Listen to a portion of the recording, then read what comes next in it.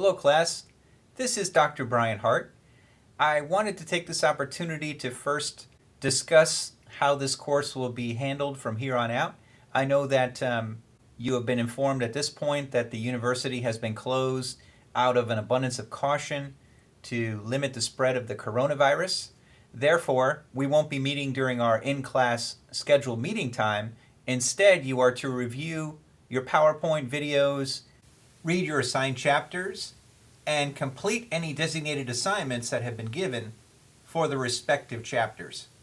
I recognize that some of you may be new to the online learning modality. Therefore, please do not hesitate to contact me if you have any questions or concerns regarding the content, how to access the content, or how to navigate Blackboard. As your professor, I am committed to your success in this course.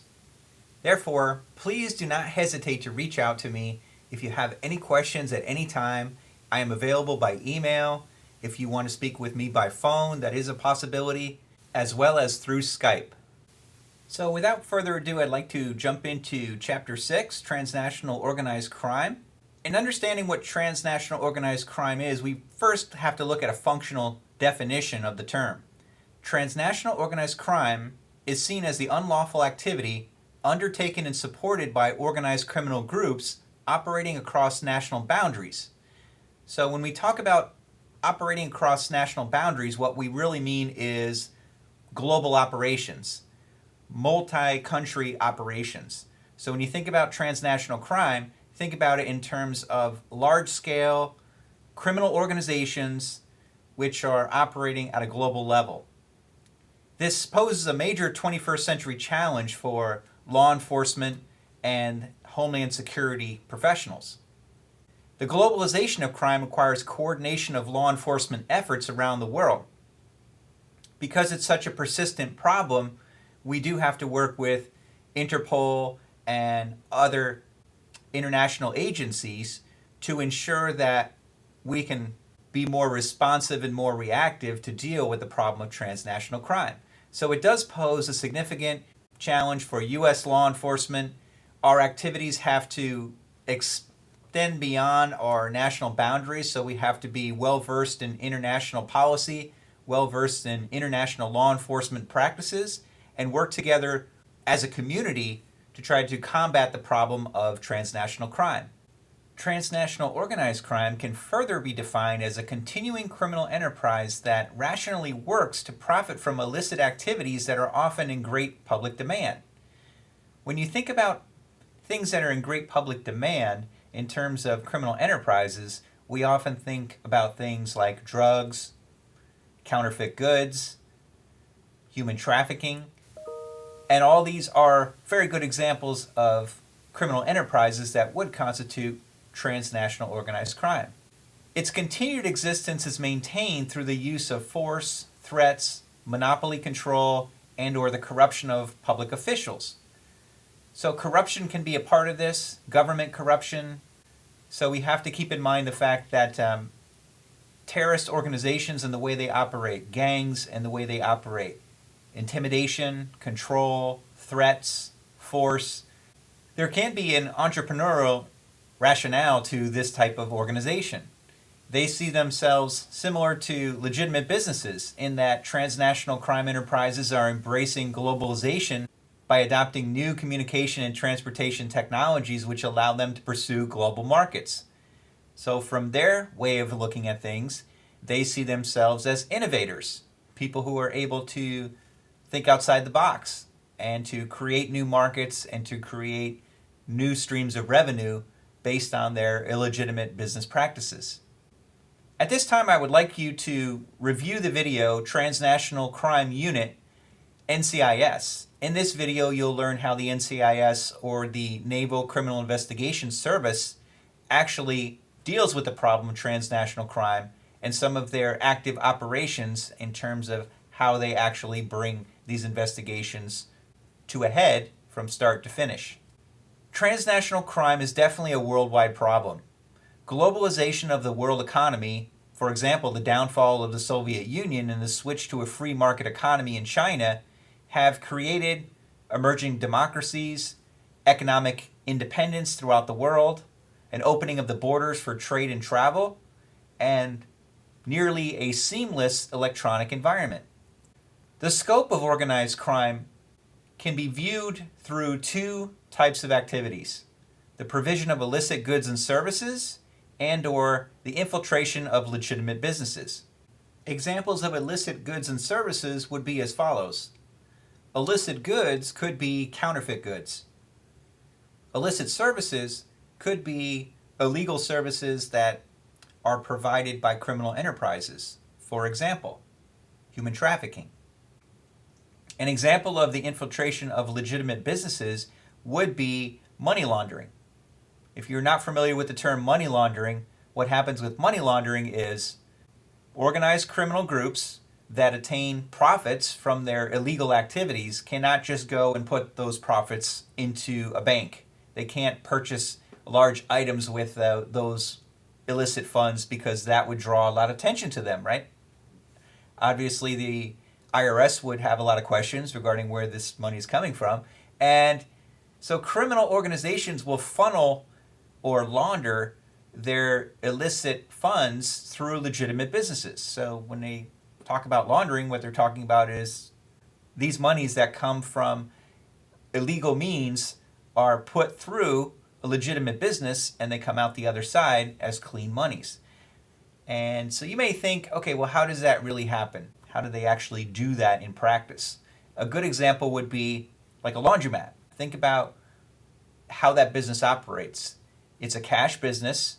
No one really knows how much money comes in, how much money goes out, because what they actually claim may not be representative of the monies that are actually coming out the other side.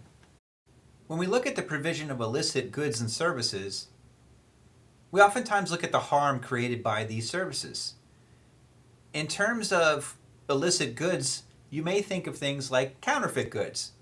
If you've ever seen a fake Louis Vuitton purse, for example, or a fake Rolex watch, these are the items we are discussing when we talk about illicit goods. Illicit goods typically stem from consensual activities, meaning that it's consumer-based activity where someone may decide that they want to purchase one of these items and they approach an individual who has the item and they agree on a price and purchase it for much less than they would purchase the actual item. There usually is no inherent violence involved in these type of transactions, but there is economic harm. The economic harm could be to the businesses themselves, or it could be to the overall economy, because the harm could be to the individual businesses themselves, or due to the fact that the monies that are taken in could be used to finance organized crime.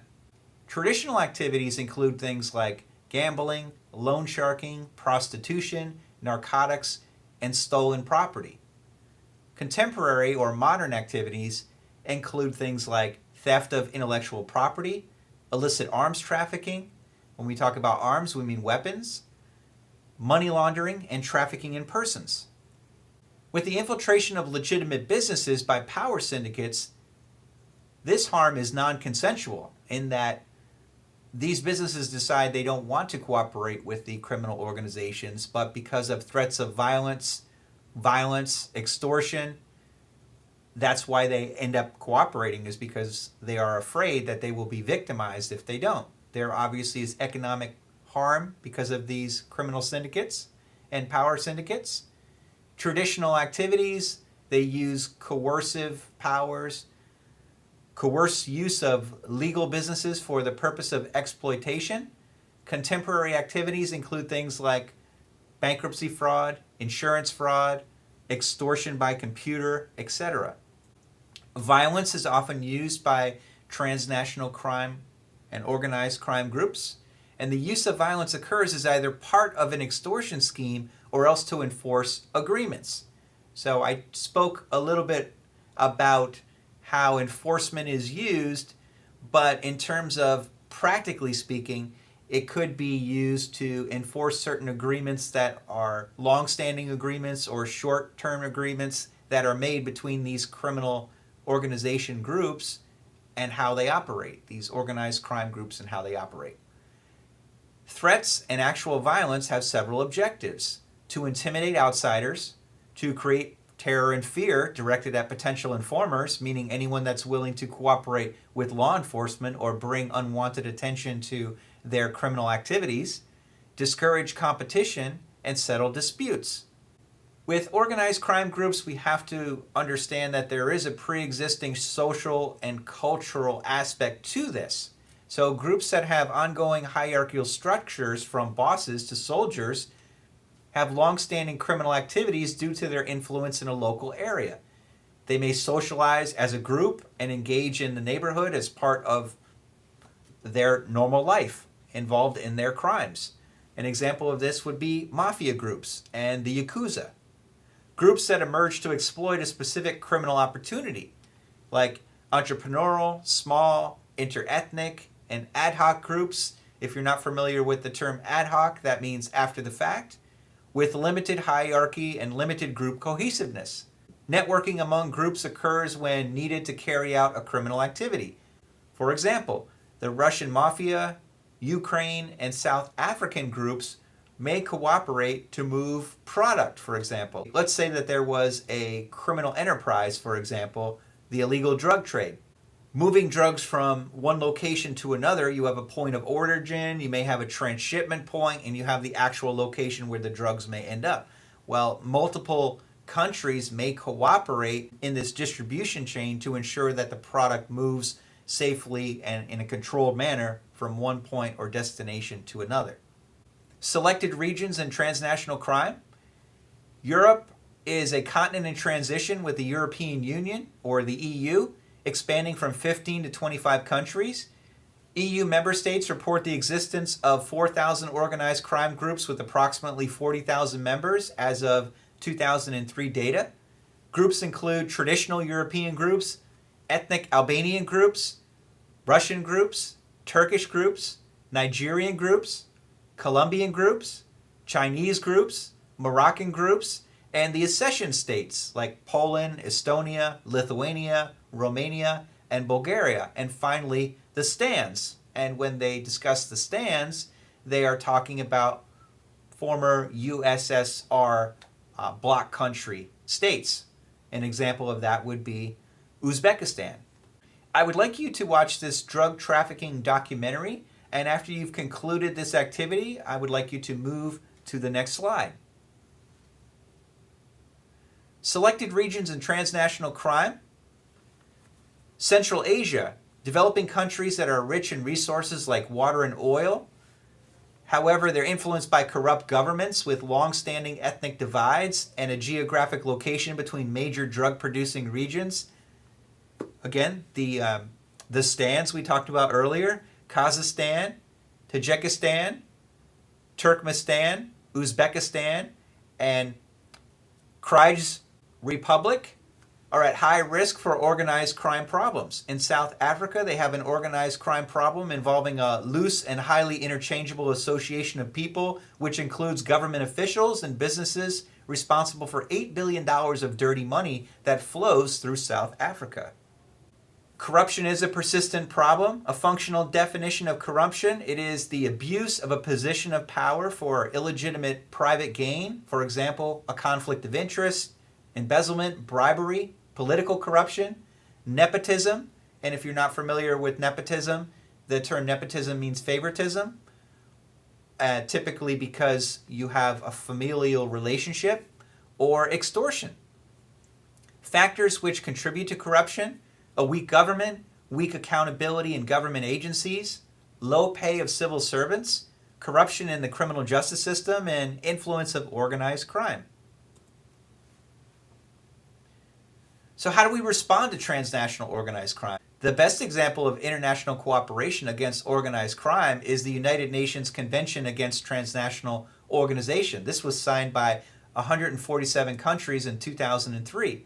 And so there were goals from this convention to actually monitor and target measures that would include criminalizing participation in a criminal group, money laundering laws, extradition laws to bring individuals that engage in organized criminal activity to justice or move them from one jurisdiction to another, mutual legal assistance, specific victim protection measures, and law enforcement provisions. Predictions about transnational crime issues.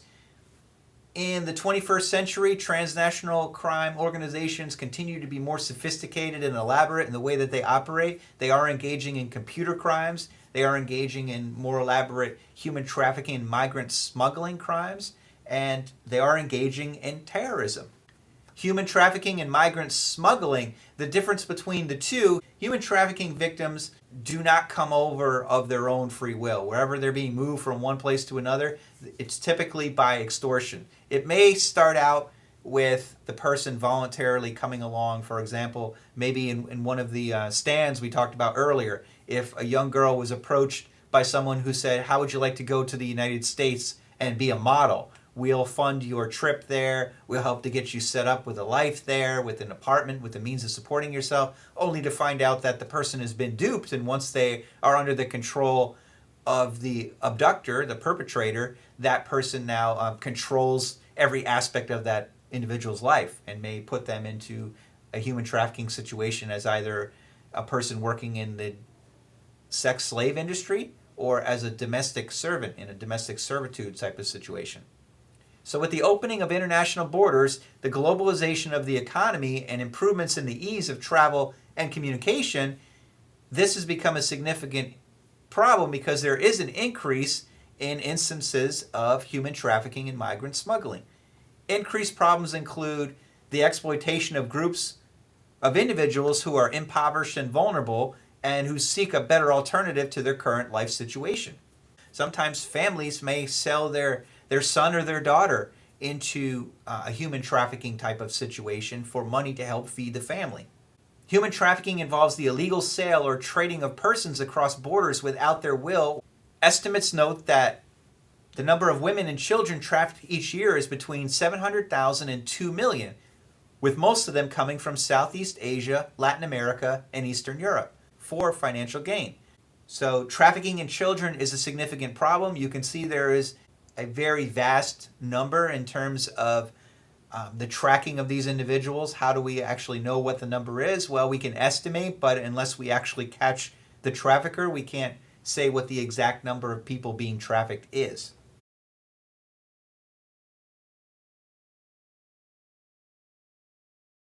Human trafficking and its impact. Human trafficking results in the following negative consequences. It promotes social breakdown. It fuels organized crime. It deprives of human capital. It undermines public health. It subverts government authority. And it imposes enormous economic costs. Migrant smuggling, as we discussed, is different from human trafficking. The definition of migrant smuggling is the procurement in order to obtain, directly or indirectly, a financial or other material benefit of the illegal entry of a person into a state party of which the person is not a national or permanent resident. Article 3 of the UN Protocol against the smuggling of migrants by land, air, and sea covers this provision. In contrast to human trafficking, migrant smuggling varies in one important way: victimization. In the case of migrant smuggling, the person voluntarily submits to engage in a criminal activity, the activity of being smuggled. Factors such as economic deprivation, political instability, and ethnic strife motivate individuals to cross borders in search of a better life. Restrictions by governments on the flow of immigration has therefore created a lucrative business in the form of migrant smuggling. Illegal migrants. Estimates place about 300,000 people smuggled into Western Europe each year. Russian migration officials estimate that up to 2 million Asian and African illegals are living in Russia.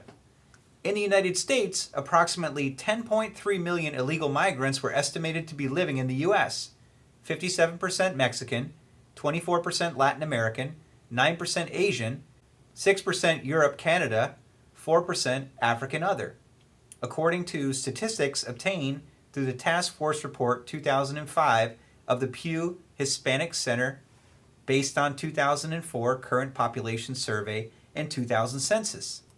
Computer crime. Computer crime is spread from minor crimes of consumer fraud to major crimes that affect national security systems. The major problem is that computer networks and the internet do not recognize international boundaries. There are two types of computer crime that are generally acknowledged. 1. A crime in which the computer is used as a tool, or 2. A crime in which the computer is used as a target. Categories of computer crime include violations of or into telephone systems, violations of or into major computer networks, for example, viruses to damage or destroy data, computer privacy, pirating of licensed software, industrial espionage, cyber crimes, which include cyber theft, cyber stalking, cyber banking fraud, cyber porn, and cyber terrorism. Major issues in terrorism.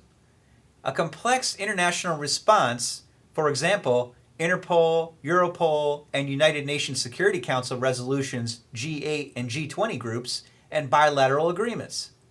Military and police issues may include small cell groups spread around the globe. Adjudication. Crime and punishment in the rule of law versus humanitarian law and international human rights. An old problem with new players. The growth and collaboration of traditional criminal enterprises, for example, Russian mafia, triads, and Mexican and Colombian drug gangs, beginning to link political extremism with their propensity towards transnational crimes. Interethnic networking. Major issues in terrorism continued. Weapons of mass destruction, which include nuclear, chemical, and biological. Biological could be bacterial, it could be viruses or toxins, and these are all used as weapons of mass destruction.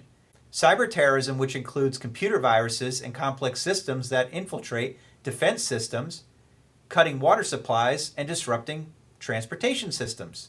Evolving technologies may include things like electromagnetic pulse technologies or EMP, plastics which can be converted into weapons, and liquid metal embrittlement technology. Organized crime and the law. There are two acts that cover organized crime and the criminal punishments associated with them, the Hobbs Act and the RICO Act. Under the Hobbs Act, this was the first federal legislation aimed specifically at curtailing the activities of organized crime.